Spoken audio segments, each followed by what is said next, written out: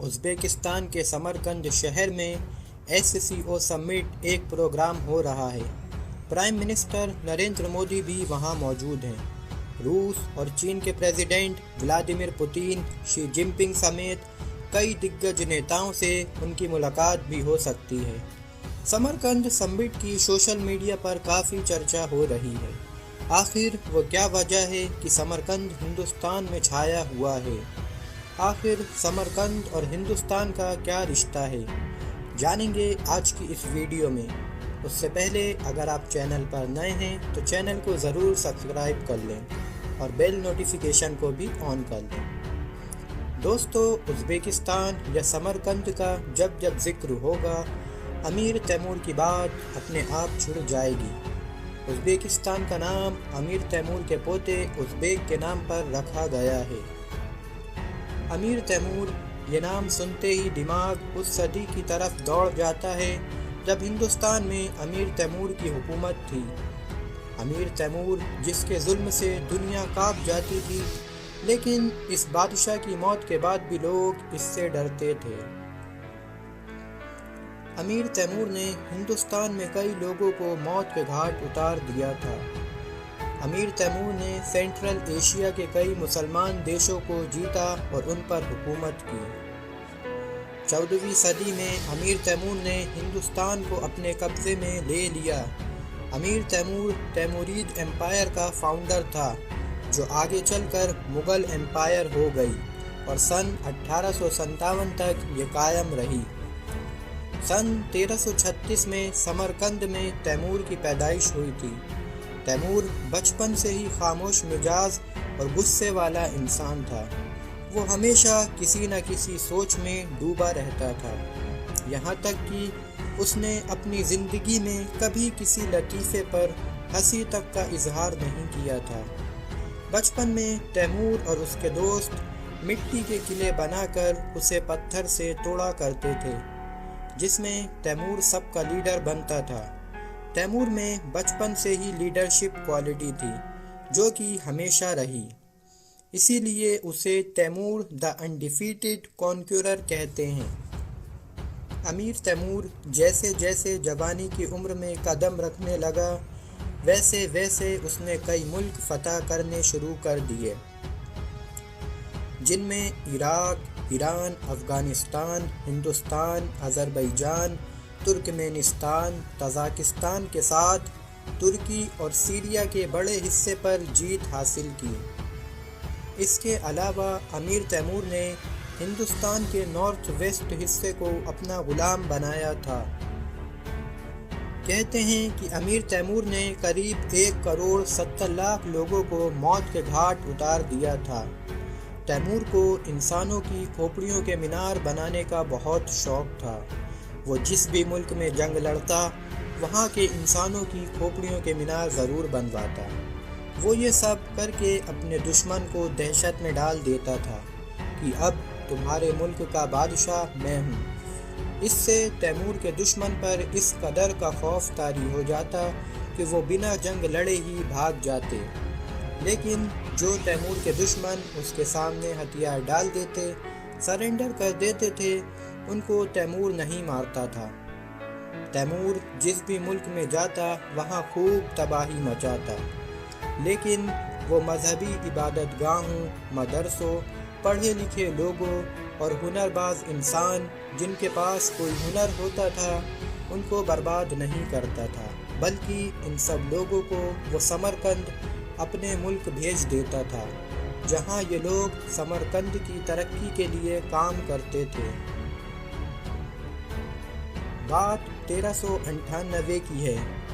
دنیا فتح کرنے نکلا امیر تیمور افغانستان میں آ پہنچا۔ ہندوستان ان دنوں سونے کی چڑیا کہا جاتا تھا۔ امیر تیمور نے دلی کے بارے میں کافی کچھ سن رکھا تھا۔ اسے لگا کہ دلی پر حملہ کامیاب رہتا ہے تو وہ کافی مال لوٹ لے گا۔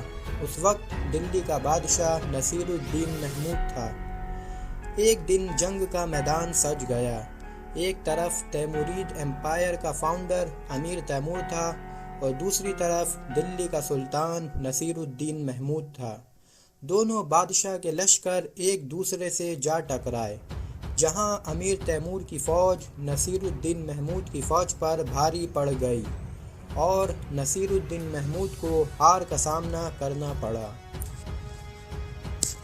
बाद तैमूर ने दिल्ली शहर को इतना लूटा कि उसे दोबारा उभरने में करीब 1 सदी लग गई। लूटपाट के साथ साथ तैमूर की फ़ौज ने दिल्ली में खूब खून खराबा किया, जहां आम इंसानों को भी कत्ल किया गया। अमीर तैमूर की फ़ौज 4 दिन तक दिल्ली में खूनी खेल खेलती रही।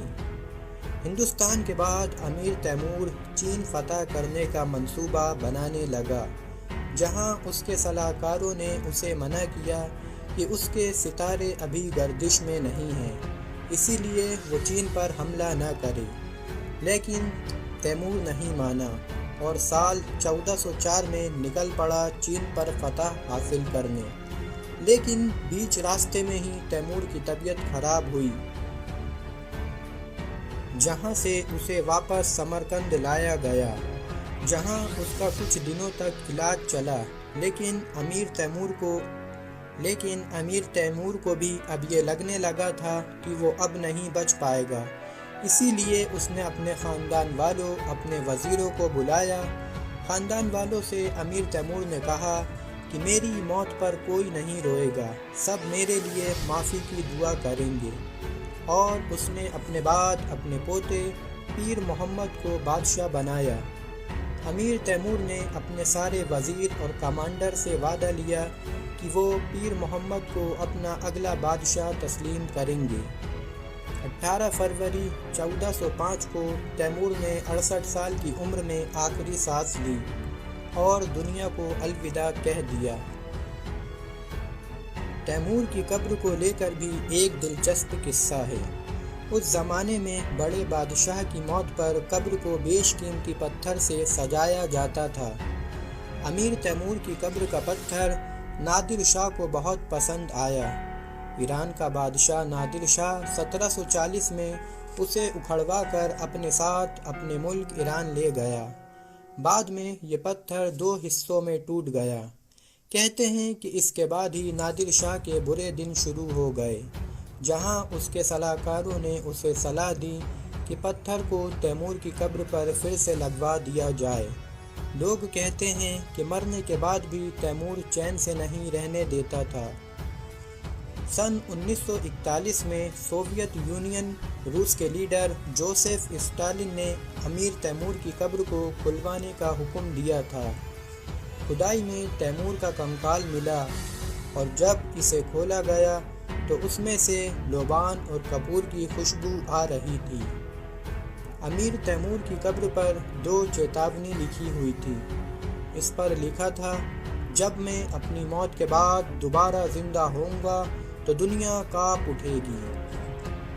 इसके अलावा कब्र पर लिखा था, जो कोई भी मेरी कब्र को खोलेगा उसे ऐसे दुश्मन से हार मिलेगी जो मुझसे भी ज़्यादा ख़तरनाक होगा।